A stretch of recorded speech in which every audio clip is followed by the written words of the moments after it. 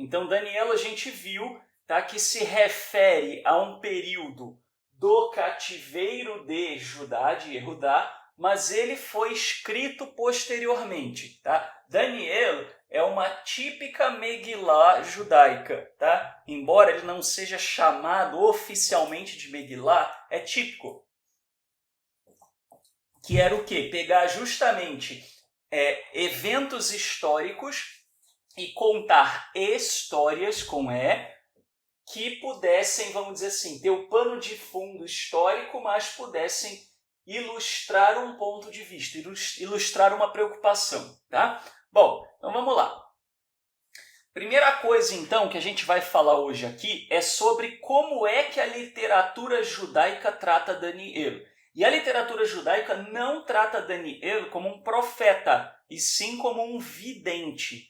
Qual é a diferença? A diferença é que um profeta, ele recebe uma mensagem coletiva e essa mensagem coletiva tem por objetivo a obediência, tem por objetivo ao povo se manter firme e se manter reto, ou, na maioria das vezes, essa segunda categoria, que é o povo se arrepender e voltar para os caminhos da retidão.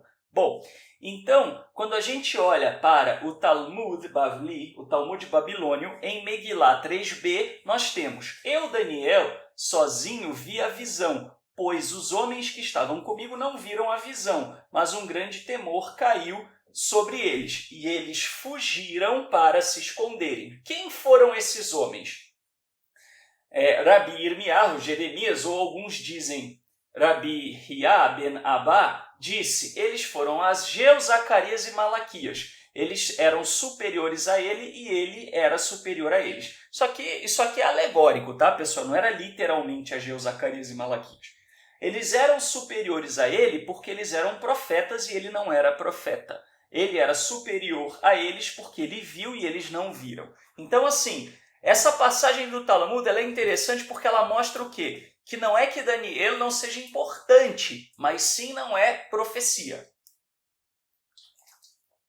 Tá? Mas vamos então entender um pouco melhor aqui. Maimônides ele fala o seguinte: Daniel declara que ele teve um sonho. Apesar de ver um anjo e ouvir sua palavra, ele fala dos eventos como se fossem um sonho. Então, assim, pessoal, Daniel são visões, tá? São visões que ele teve, e visão para o judaísmo não é em estado de vigília, e sim há um adormecimento, seja durante o dia, seja durante a noite. Quando é durante o dia, o profeta desfalece, né? Como se tivesse um desmaio ou cochilasse. Tá?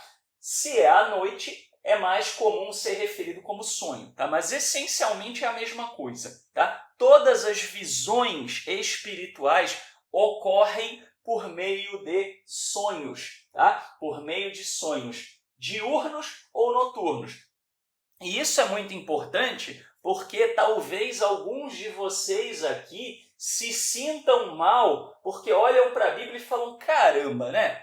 O pessoal via o céu se rasgar ao meio, descer anjo, subir anjo, tem a tal da escada de Jacó, né? E o outro via leão de duas cabeças, o outro via mas não sei o quê. E eu não vejo nada, né? Quer dizer, né, o Eterno não gosta de mim, né? Tem gente que já chegou a me dizer literalmente isso, fala: Shaul, o Eterno não gosta de mim. Eu falei: mas por que o Eterno não gosta de você, cidadão? E aí o cidadão vira e fala assim: não, o Eterno não gosta de mim porque essas coisas que todo mundo vê eu não vejo. Mas espera lá, calma, né?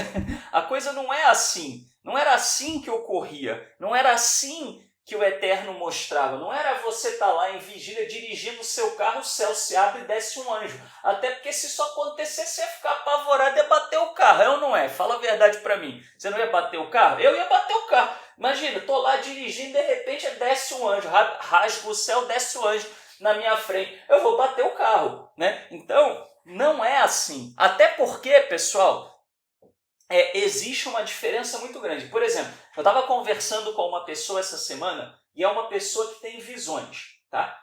E tem mesmo, é uma pessoa que tem esse dom, né? Até é uma pessoa que às vezes sofre, né, na vida dela porque tem isso e sofre muito preconceito, né? E eu vinha conversando com ela e ela contou que já teve até um diagnóstico de esquizofrenia, tá? Só que eu conversei com ela e eu tenho certeza que não é esquizofrenia. Por quê? Esquizofrenia, a pessoa não consegue discernir a realidade da visão ou do sonho, tá? E ela conseguia discernir, ela sabia que aquilo era uma visão, ela sabia que aquilo ali não era como você ver uma outra pessoa, né? Que se você olhar para o lado e você vê uma pessoa do seu lado. Tá? A esquizofrenia ela é assim, lembra do filme Uma Mente Brilhante? Ele fala sobre isso, né? daquele matemático famoso. Né? E então, no filme até aparece, né, que ele chegou à conclusão que ele era enfermo porque ele via uma menina. E essa menina não crescia. E aí que ele se deu conta. Né? Ele falou, pô, pera lá, né? Se ela não cresce, né? E ele estava dando aula, e aí chegava um aluno, e o filme mostra isso. Chegava um aluno, ele estava dando aula, e chegava, professor, eu sou aluno novo, assim, assim, assado. Aí ele chegava para um aluno que já existia, né, que ele já conhecia, e falava assim, você está vendo ele? Né? Tô vendo, professor. Então tá bom. Desculpa, porque quando aparece uma pessoa nova, eu fico sempre ressabiado de saber se isso é um sintoma da minha enfermidade ou não. Né? Então, na verdade, tá, pessoal, Daniel teve visões, teve sonhos. E se você olhar, né, para o registro dos sonhos e das visões, você vai ver que as figuras são tipicamente babilônias. Tá? O que ele viu foi tipicamente algo da cultura babilônia. Lógico, o povo tinha acabado de voltar do exílio babilônico, que foi quando o livro foi escrito. É natural que eles tivessem esses elementos. Tá? Bom, e aí Maimônides, então, o que ele esclarece? Daniel declara que ele teve um sonho. Apesar de ver um anjo ouvir sua palavra, ele fala dos eventos como se fosse um sonho. Mesmo quando recebeu a informação sobre o sonho de Nabucodonosor, né, acerca dos sonhos de Nabucodonosor, ele fala da seguinte maneira: então o segredo foi revelado a Daniel numa visão noturna. Noutras ocasiões é dito, ele escreveu o sonho, eu vi nas visões noturnas, etc. As visões de minha cabeça me confundiam. Está lá em Daniel 7, 1, 2 e 16. Eu me surpreendi com a visão e ninguém notou. Tá? Então, assim, tem duas coisas que são complicadas em Daniel porque as pessoas se atrapalham de não prestar atenção. Primeiro, as pessoas acham que Daniel estava vendo o mundo espiritual, né? Que tem anjos se batendo, dragão mordendo tigre, tigre de 2 cabeças batendo no leão de 4, o leão de 4 cabeças subindo até...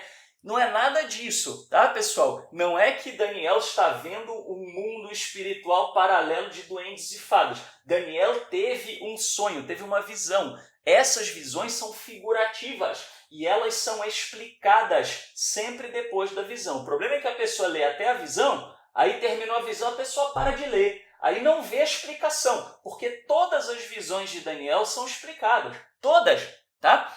Então, isso é importante. Não há dúvida de que esse é um nível inferior à profecia a quem se aplicam as palavras da Torá. Em sonho falarei com ele. Por essa razão, a nação desejou colocar Daniel entre os escritos e não entre os profetas.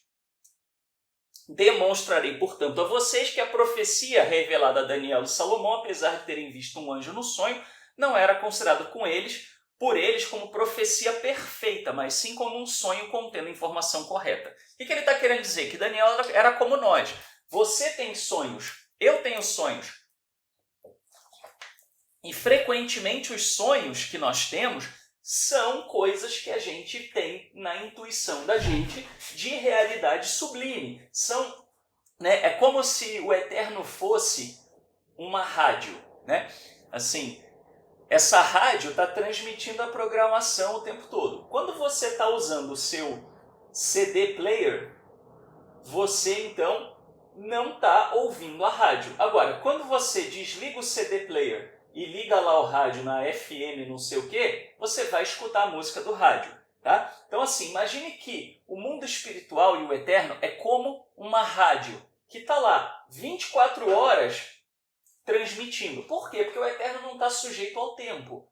Tá? Agora, quando você está na vigília, quando você está no seu dia, no seu cotidiano, o seu cérebro está muito focado nas coisas ligadas à matéria, vamos dizer assim. Tá? As coisas espirituais que a gente também percebe pelo mesmo cérebro, tá? Elas não vão surgir com facilidade porque você está num estado de vigília. Agora, quando você adormece, o que acontece? Você desconecta da realidade da vigília. Você desconecta da realidade da matéria e o teu cérebro está lá fresquinho. Claro, né? A não ser que você esteja estressado, né? Preocupado, né? Que você até sonha que está trabalhando, aquela coisa. Mas, vamos dizer, uma situação normal, você está lá, o teu cérebro está, né? Vamos dizer, fresquinho, e aí é como se você ligasse a rádio, né? Ligasse o rádio e ouvisse a transmissão. Tá? E aí você acessa coisas que são sublimes. Tá? Então, eu digo para vocês o seguinte, como psicanalista, eu ouço sonhos praticamente todos os dias.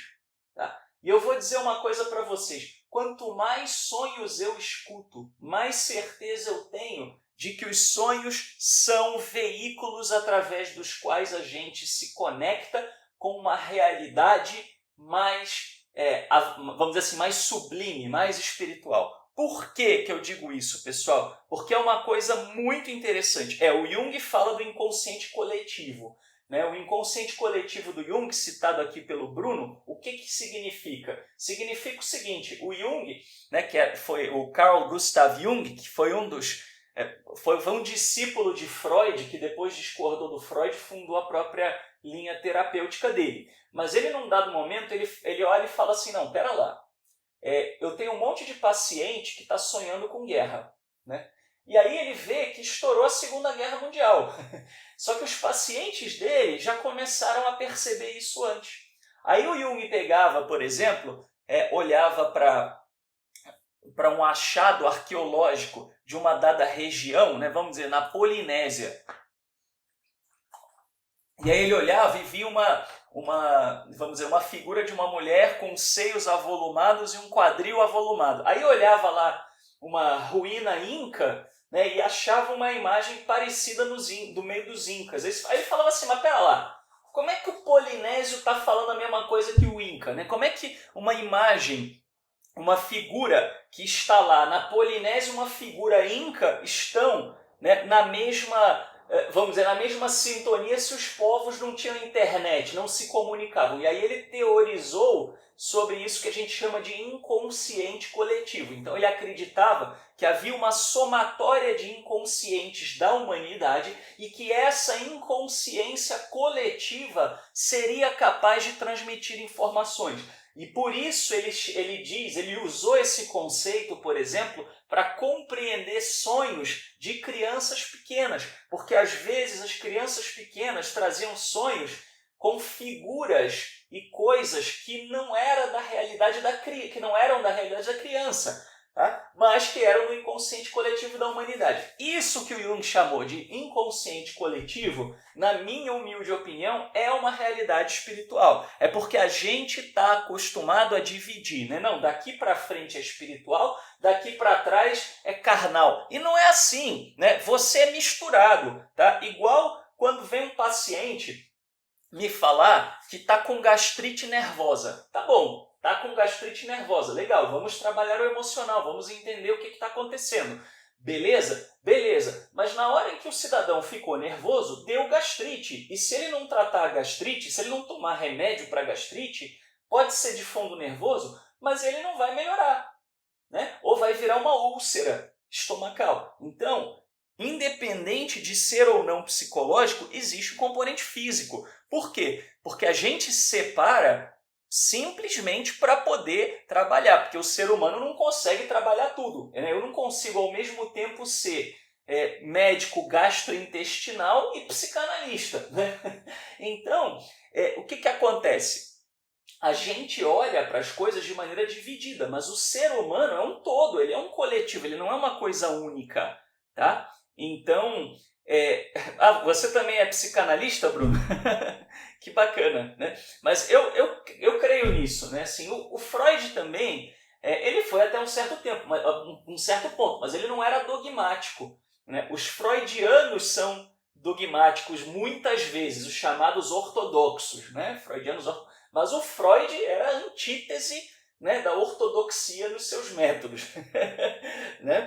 Mas então assim, vamos lá, vamos para a pergunta do Emanuel. Eu sei que não é o tema, mas como se sabe quando o sonho é uma visão? Né? Sim, o Bruno é psicólogo, então um grande abraço para você, né, que também trabalha com saúde mental, sabe bem disso que eu estou falando, né, Bruno?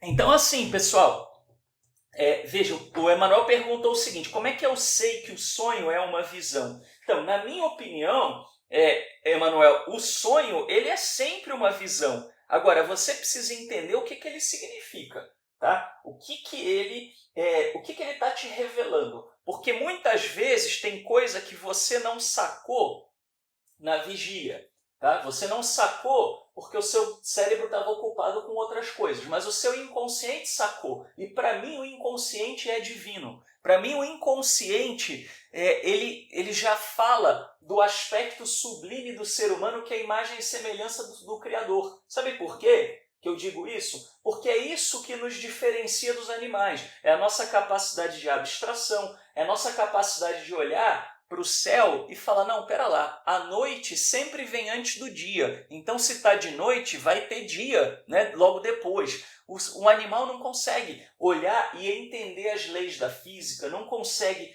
filosofar, não consegue ter percepções abstratas, tá? E o ser humano sim. Então, para mim, isso é espiritualidade. De um jeito ou de outro é espiritualidade.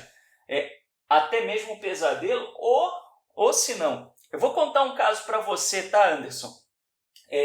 Eu tinha uma paciente, perdão, olha só, né, não é nem paciente. Quando eu dava aula de inglês, muitos anos atrás, tinha uma menina que ela vinha fazer aula de conversação e o horário que ela vinha era só ela, que ela vinha tipo no meio da tarde.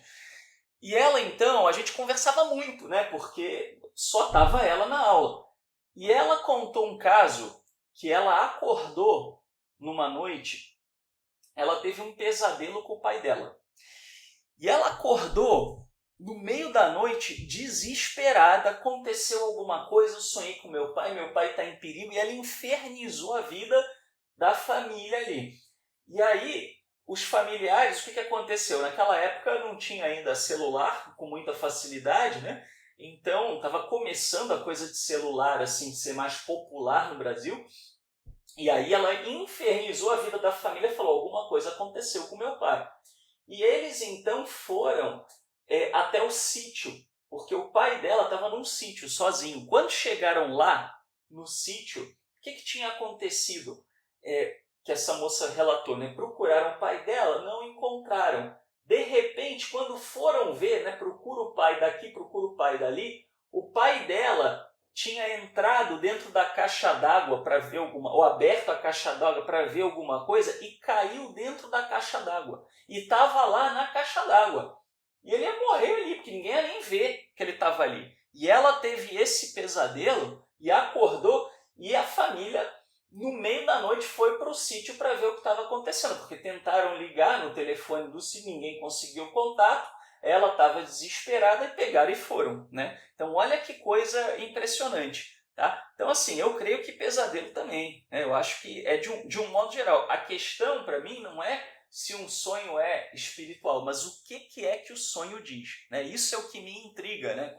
Até como psicanalista. Não é se, é o que é. Certo? Tá? Então vamos lá, pessoal. Então assim, ele fala, né? O Maimônides ele fala isso, né? Que assim, há uma diferença entre isso, uma revelação e uma profecia. A profecia é um recado para um grupo de pessoas poderem andar na linha, né? Se você olhar todos os profetas nas escrituras, o recado é sempre esse: o Eterno vai arregaçar com vocês se vocês continuarem agindo dessa maneira. E não era qualquer coisinha, tá, pessoal? Não era essa neurose obsessiva, já que estamos falando de elementos psi, não era neurose obsessiva com relação ao ritual. Não era porque o povo de Israel achava que, vamos dizer, dar 5 passos no Shabat ao invés de 4 é que é o certo. Não era porque o sacrifício não estava bem feito. Não era porque a novilha vermelha tinha uma mancha branca. Não era por isso que os profetas diziam que vamos dizer assim, né, que o povo seria exilado, mas sim pela maneira como eles tratavam viúvas, a maneira como eles tratavam os humildes, a maneira como eles se portavam na liderança e na condução das coisas, a idolatria, etc, etc. Tá? Então, se você pegar os profetas, eles sempre falam isso, olha, vocês estão passando do limite, se vocês não voltarem a andar na linha, então vai haver juízo sobre vocês, tá? Bom, tem um relato aqui, ó. Minha irmã sonhou que o bebê da minha tia estava morto no ventre dela e quando a criança nasceu, infelizmente, a criança estava morta. Vai entender? Pois é, né, Emanuel? Mas assim, o sonho, só para completar esse tema, tá? O sonho, ele também tem um quê de alegoria, como a gente vê no caso de Daniel, né? Então, a maestria do sonho está justamente em você decodificar, tá? Então, assim, eu vou dar um exemplo para você. Imagina que uma pessoa, ela foi para o hospital e aí chegou lá no hospital, vamos dizer assim, né? E ela chegou lá com enxaqueca. Quando ela foi atendida, logo que ela estava sendo atendida, ela viu uma mãe falar: puxa, eu perdi o meu bebê, por exemplo. Tá? Essa pessoa, ela pode ter uma enxaqueca de noite e sonhar com uma mãe que perdeu o bebê, porque para ela ficou associado a enxaqueca com aquela lembrança. Entende o que eu quero dizer? Então, assim, o que a gente tem que tomar cuidado, Emanuel, é de entender o sonho, tá? Então, assim, um padre sonhar com uma cruz é uma coisa. Um médico sonhar com uma cruz é outra, né? A cruz que o médico pode sonhar é da medicina, né? Não é necessariamente a religião dele. O padre sonhou com uma cruz, é algo da realidade religiosa dele, tá certo? Né? Um judeu, na Inquisição, sonhar com a cruz, né? Ele vai acordar apavorado. Então, isso vai muito, né, vamos dizer, do que o símbolo representa para cada pessoa. Tá? Bom, mas vamos lá, vamos voltar para Daniel aqui. Então, em que momento Daniel foi composto? Ah, salvaram sim, Felipe. Não, salvaram o pai dela, ficou tudo bem. Salvaram sim.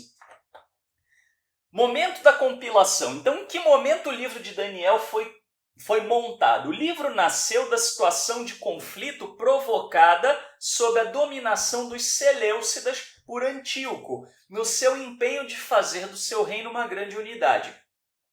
Já as conquistas de Alexandre e a dominação dos Ptolomeus só haviam provocado ligeira reação em Jerusalém.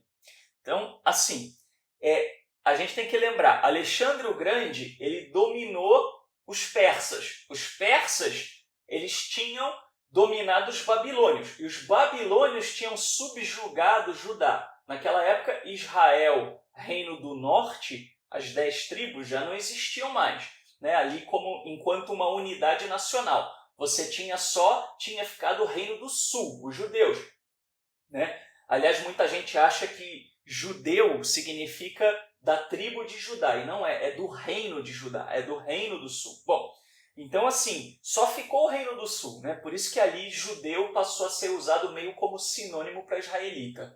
Tá? E aí os babilônios tomaram o reino do sul, né? Levaram cativo. Os judeus voltaram do exílio com a dominação dos persas sobre os babilônios e também, depois disso, o que aconteceu? Alexandre o Grande dominou os persas. Na época dos persas, o estado da Judéia era um estado independente. Tá? Com Alexandre o Grande, continuou sendo um estado independente, porém submisso, sujeito aos gregos, né? Ao Império Grego de Alexandre o Grande. Quando Alexandre morreu, o império dele se fragmentou em 4 partes. dentre eles o império dos greco-sírios, né, os seleucidas. Tá? E Antíoco Epifânio IV, ele era um camarada que ele queria meio que dominar tudo de uma vez, né? Queria dominar todo mundo, queria reunificar o império de Alexandre o Grande. Tá? Alexandre o Grande não teve muito efeito sobre Jerusalém. Começou a ter problema mesmo com os seleucidas. O que aconteceu? A referida situação conduziu a uma cisão entre os judeus de Judá e de Jerusalém, uma parte dos quais desejava a helenização, enquanto a outra, dando continuidade à atitude propugnada por Neemias e por Esdras, se lhe opunha por todos os meios. Então, o que aconteceu, pessoal? Foi o próprio povo judeu que causou o problema, tá? O próprio povo judeu, quando a gente fala dos seleucidas e a gente fala dos romanos, não percam isso de vista. A culpa foi da liderança do povo, né? Quando a gente fala povo, óbvio, nós estamos falando da liderança, né? Bom, então assim, havia naquela época os judeus que eram da turma do Neemias e do Esdras, que entendiam que eles precisavam voltar e viver a Torá. Então esse era um dos grupos. E tinha o outro grupo que já tinha meio que começado a se assimilar e que, com o Império de Alexandre o Grande, etc., o que aconteceu? Esse miolo, né, esse meio de judeus se tornou helenizado, né? Ou seja, se assimilaram à cultura grega. E eles começaram a brigar entre eles. Tá? Os que queriam viver uma vida mais grega, mais assimilada, e os que queriam viver uma vida, vamos dizer, dentro da Torá, né? Dentro da Constituição de Israel e de uma identidade nacional única. Tá? Então, na época em que se levantou a perseguição religiosa, ou pelo menos no começo do conflito armado, havia vários grupos que estavam todos prontos a resistir ou se sentiam comprometidos a fazê-lo, mas suas concepções teológicas divergiam de tal modo que o movimento em breve se esfacelou. O que isso quer dizer? Isso é um texto, né, daquele mesmo livro de introdução ao Tanar, tá? A Bíblia judaica. Tem lá a referência no finalzinho, vocês vão ver. Então assim, pessoal, o que aconteceu? Os judeus religiosos, tá? Naquela época, na época dos seleucidas, eles também brigavam entre eles, porque o que mais judeu faz é brigar. Vocês devem ver que até hoje é assim, né? Os ultra-ortodoxos brigam com os ortodoxos, que brigam com os liberais, que brigam com os conservadores, que brigam com o restante, vem os humanistas, e todo mundo briga e ninguém se entende, né? Não tem coisa mais judaica do que brigar por religião. E aí, o que acontece? Naquela época já estava assim. Eles já estavam brigando. Você tinha uma briga grande entre uma classe mais aristocrática e uma classe mais popular, que depois veio a dar origem, né, aos saduceus e aos fariseus e aos essênios e outros, vamos dizer assim, né, outras seitas. Seita no sentido de seita religiosa, não no sentido pejorativo. Tá? Dentro do judaísmo. Bom, então eles brigavam entre eles. Então a falta de unidade entre os religiosos, né, entre os observantes da Torá, vamos falar assim, fez com que, num primeiro momento, eles perdessem, eles não conseguissem ser muito bem-sucedidos. Por quê? Porque eles estavam muito desunidos. Tá? Então, isso é importante a gente entender. Dentre esses grupos, Daniel representa a corrente apocalíptica em seus inícios, cujo florescimento vem somente a seguir. Então, assim, dentro desse contexto, o que era o livro de Daniel? O livro de Daniel ele foi compilado por judeus de linha mais apocalíptica. Tá? O que quer dizer com apocalíptica, linha apocalíptica? Quer dizer o seguinte, que eram judeus que entendiam que eles deveriam ser obedientes para inaugurar uma era de paz.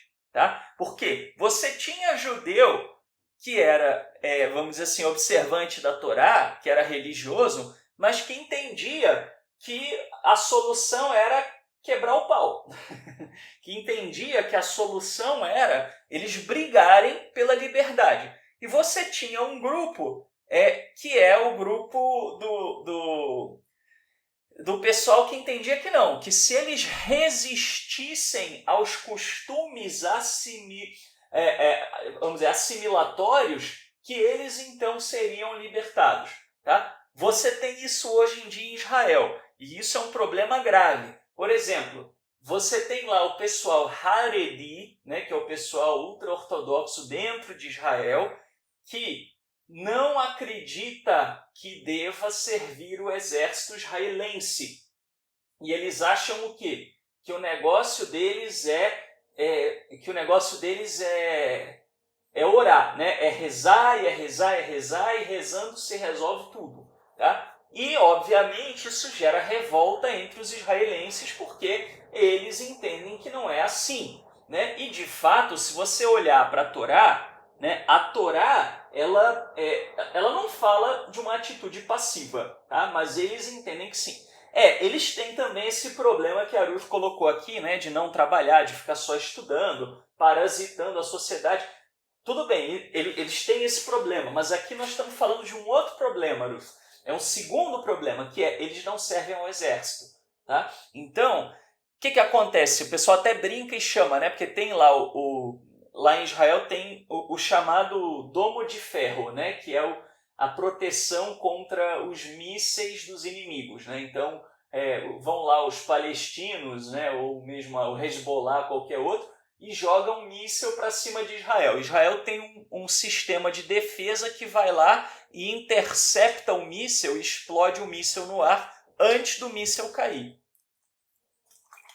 E é chamado de domo de ferro, né? E aí o pessoal brinca e fala que tem o domo preto, né? E o domo preto os palestinos lançam um míssil e os ultra-ortodoxos que se vestem de preto vão rezar para o míssil não cair, né? E eles ficam... Isso é motivo de piada, né? Em Israel. Mas, enfim, o nosso objetivo não é falar da ultra-ortodoxia, né? Mas sim falar o seguinte, explicar quais são os dois tipos de religiosos que existiam na época que o livro de Daniel foi escrito. Você tinha os religiosos que eram da ideia, tá, de que se eles resistissem à cultura grega, eles iam ser resgatados pelo Eterno, e outros que entendiam que tinha que ter conflito armado. Tá? Tinha até, vamos dizer assim, grupos extremados que entendiam que tinham que viver fora da sociedade israelita, porque a sociedade israelita já tinha muita gente assimilada. E você tem isso, tá, hoje no meio ultra-ortodoxo. Tá? Agora, quando eu falo isso, tá, pessoal, não significa que eles pensavam igual os ultra-ortodoxos. Tá? Eu estou usando de uma analogia para ajudar na compreensão, mas eles tinham uma doutrina própria, eles tinham uma forma de ver própria. Não necessariamente eles eram contra, por exemplo, pegar em armas, mas eles entendiam que a solução não era por aí. Tá? E Daniel, por quem que ele foi escrito? Ele foi escrito por um... né, escrito não, foi compilado, né? Porque tem aquela coisa das histórias, né? Desde Daniel, como a gente falou na última aula. Tá? Mas ele foi compilado por um grupo que entendia que se ele resistisse aos avanços da cultura grega, eles iriam ser bem-sucedidos e iriam ter sucesso e êxito, e o êxito culminaria numa era de paz. Tá? Então, esse era o público que escreveu Daniel. Por isso que as histórias de Daniel vão nessa linha. Qual é a linha das histórias de Daniel? É não comer comida que era impura, né, que era sacrificada aos ídolos, e ficar muito saudável. Era a linha, né, de se recusar a se dobrar a vamos dizer, a uma estátua, a um ídolo, e ser lançado na cova dos leões, mas sobreviver à cova dos leões. Tá? havia todo esse simbolismo também nas visões de Daniel, né? E é muito interessante, porque você vê as visões de Daniel, elas batem direitinho com o que aconteceu na chamada Revolta dos Macabeus, exceto pelo final.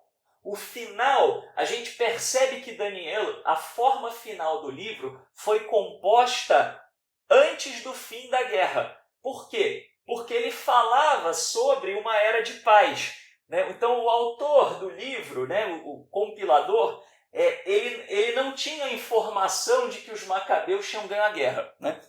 Então, essa é uma diferença. Tá? E é uma literatura apocalíptica. Por quê? Não tem nada a ver com o apocalipse cristão, tá, pessoal? Mas apocalíptico aqui é no sentido de ser escatológico, né? Voltado para o fim dos tempos.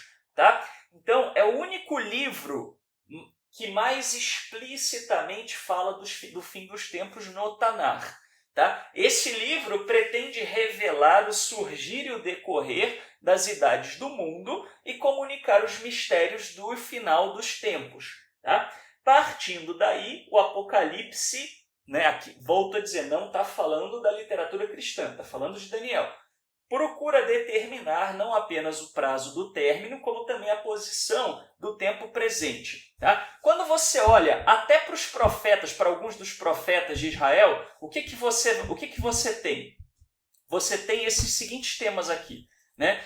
Sofrimento, vamos dizer, exílio, embate, aí você vai ter fidelidade, né? E restauração.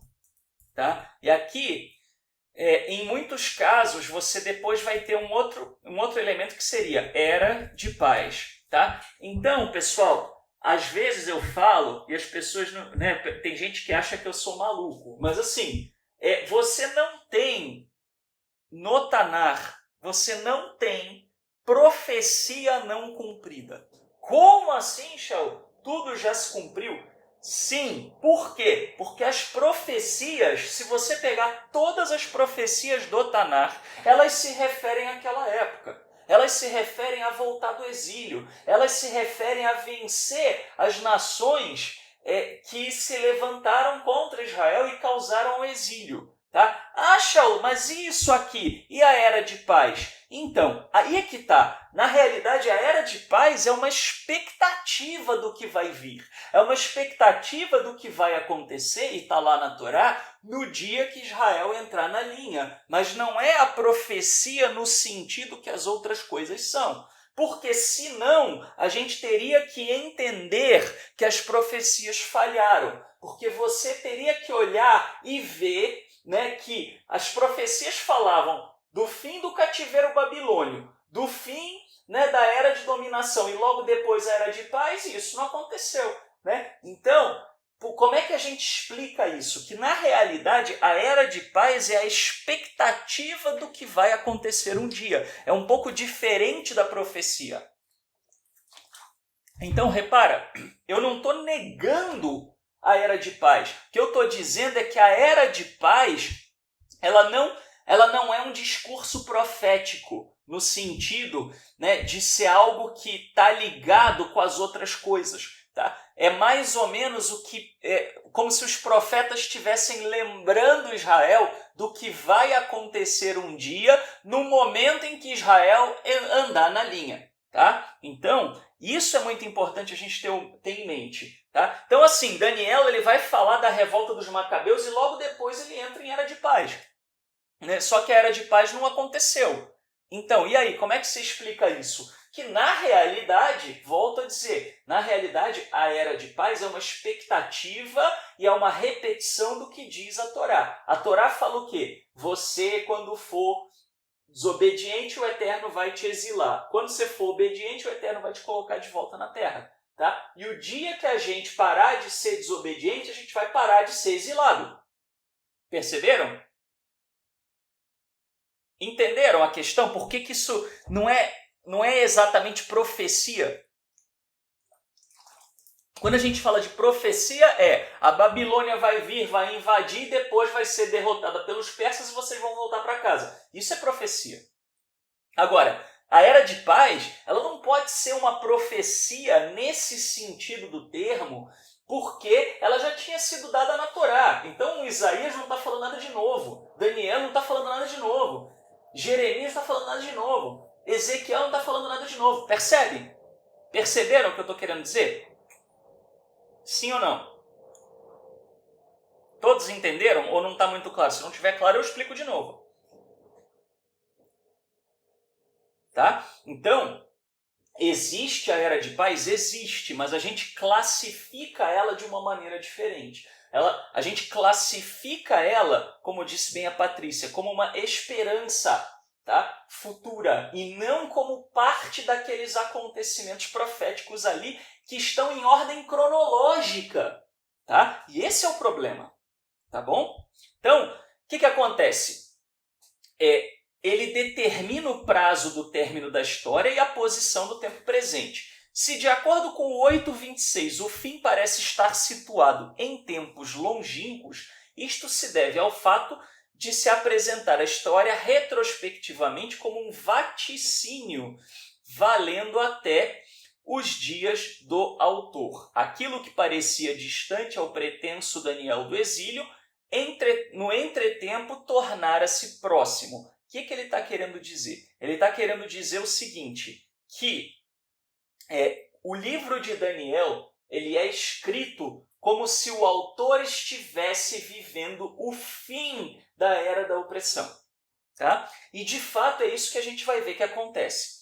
Enquanto o desenvolvimento da escatologia, a concepção apocalíptica da história contrapõe entre si a história universal em seu conjunto e a soberania divina. É o que eu acabei de falar. Esta concepção vê os acontecimentos da história universal como um todo homogêneo que tem um fim prefixado por Deus, o juízo final, ao qual sucederá para os justos uma era que não estará submetida à história. Isso aqui é o que eu acabei de falar. E tem que entender isso bem. Por quê? Porque senão vai ficar a impressão que eu estou falando que isso não existe. Eu não estou falando isso. O que eu estou falando é que existe um inconsciente coletivo. Vamos voltar para o inconsciente coletivo, né? Existe um inconsciente coletivo que diz que vai ter um momento em que os reinos vão acabar, vai ter um momento em que as nações vão parar de guerrear, vai ter um momento em que vai haver uma era de paz na humanidade. Isso é unânime entre os profetas. E também Daniel, que no caso judaico não é considerado entre os livros proféticos. Tá? Lembrando o seguinte, tá, pessoal? Não ser considerado entre os livros proféticos não quer dizer que não seja canônico. É canônico, tá? Mas não está entre os profetas. Existe uma escala de importância dentro da literatura judaica, dentro do Tanar. O mais importante é a Torá. Em segundo plano, você tem os profetas e num terceiro plano de importância, você tem os demais escritos onde figura Daniel, tá? Aí a Ana falou assim, com a teologia cristã fica mais difícil no meu caso. Ana, mas assim, veja bem, a diferença é que o cristianismo tem outras revelações. Então, vamos dizer, a escatologia cristã ela é diferente da escatologia judaica porque ela não parte das mesmas bases, né? E as bases, vamos dizer assim, do judaísmo se encontram também no cristianismo, mas a recíproca não é verdadeira. Né? Os livros da Bíblia cristã, você tem 27 livros a mais do que os livros judaicos. E esses livros não são considerados livros, né, de uma literatura judaica no sentido não de autores judeus ou não, mas no sentido de ser uma literatura do judaísmo. Né? Então, se você tem livros diferentes, é natural que as suas conclusões sejam diferentes, não é verdade? Tá? Aí a Lúcia fez a pergunta de $1 milhão, né? E se todos se voltarem para os princípios da Torá? Aí nós temos a Era de Paz, Lúcia, exatamente, entendeu? Mas o problema e é por isso que os nossos sábios falam, que assim, não adianta ficar colocando data, tá? Então não é profecia no sentido de uma data, é uma expectativa do que vai acontecer um dia, tá? Quando? Depende de nós, não depende de você acertar o ano, ou eu acertar o ano, ou entender aonde está o Bin Laden nisso tudo. O Bin Laden está em lugar nenhum, esquece o raio do Bin Laden. A questão somos nós, o que nós vamos fazer? Quando nós estivermos restaurados, né, no nosso interior, e isso cabe a nós, aí nós podemos entender que haverá uma era de paz. Tá? A Nilce está falando, já ouvi explicações de que as bênçãos que Abraão profere para seus filhos seria a previsão do que aconteceria no tempo do fim, um verdadeiro apocalipse. Será? Olha, Nilce, é difícil dizer, porque é aquele negócio, eu consigo olhar para Daniel e olhar para a revolta dos Macabeus e dizer que ali está tudo encaixadinho, porque é fácil ser engenheiro de obra pronta, né? É fácil se olhar para uma ponte e falar como é que ela foi construída. Agora, construir a ponte é outro papo. Tá? Então, a gente não sabe. Tá? A questão de Mashiach, Anderson, existem duas visões dentro do povo judeu sobre isso. Tá?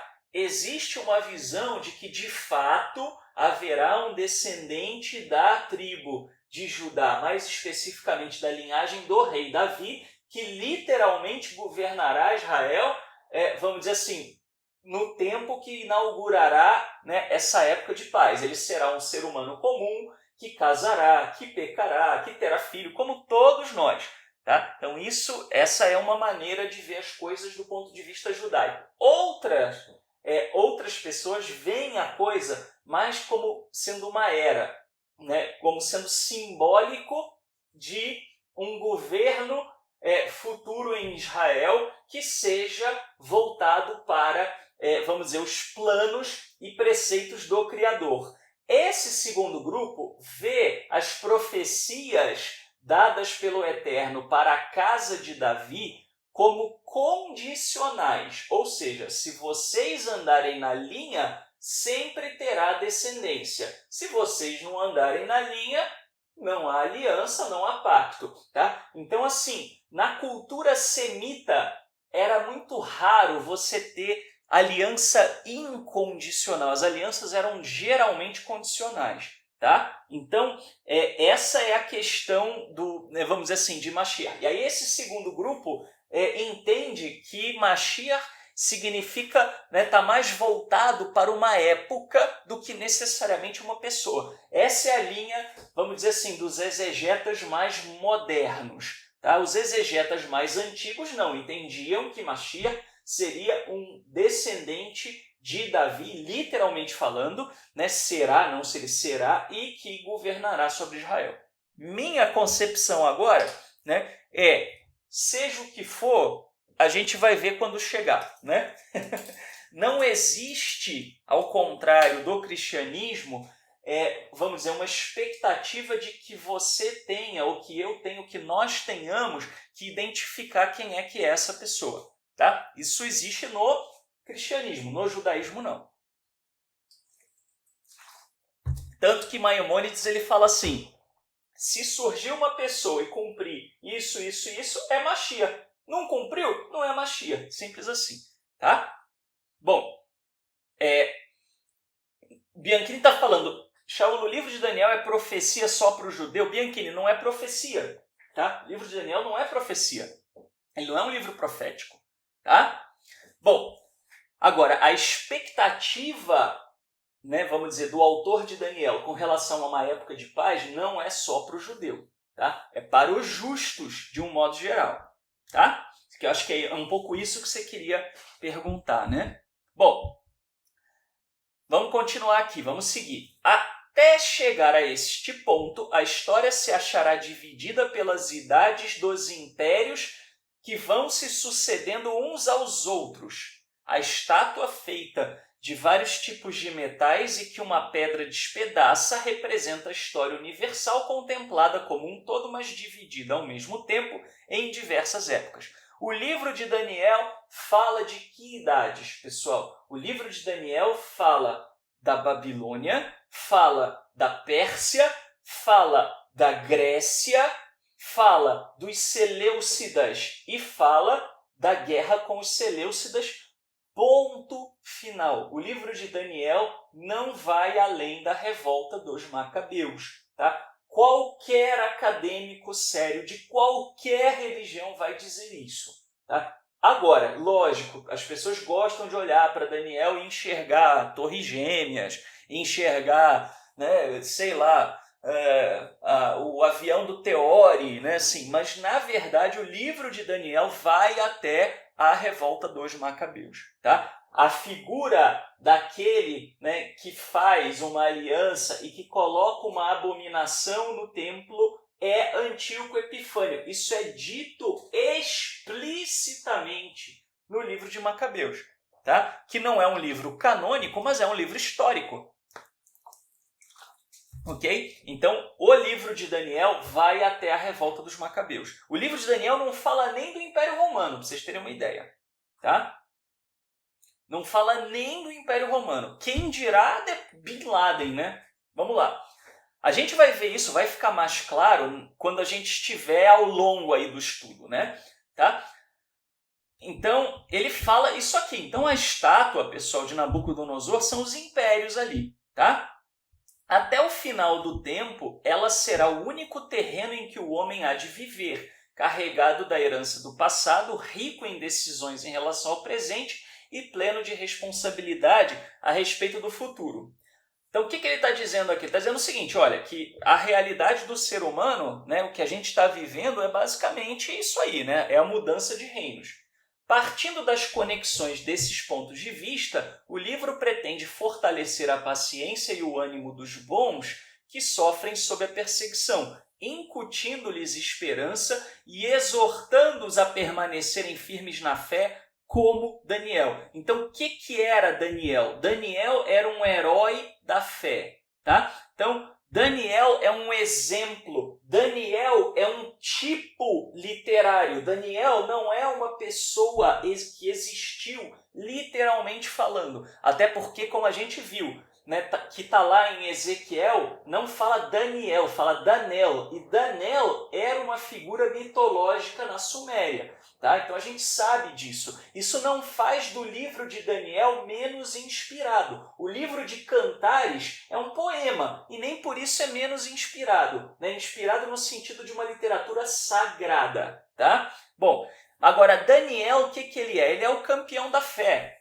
Tá? Daniel é o exemplo de como uma pessoa tem que se conduzir. Como é que o Eterno esperava que uma pessoa se conduzisse? Que era o quê? Não se deixando levar pela malignidade da assimilação. Então, não se contaminando com a idolatria, tá? Não se contaminando com a injustiça, se mantendo fiel ao Criador até o fim. Tá? Então, ele foi escrito, o livro de Daniel foi escrito para dar um gás, para dar um ânimo para os israelitas, para os judeus, na verdade, né? Ali já eram judeus, que estavam lutando contra a assimilação no meio de uma guerra.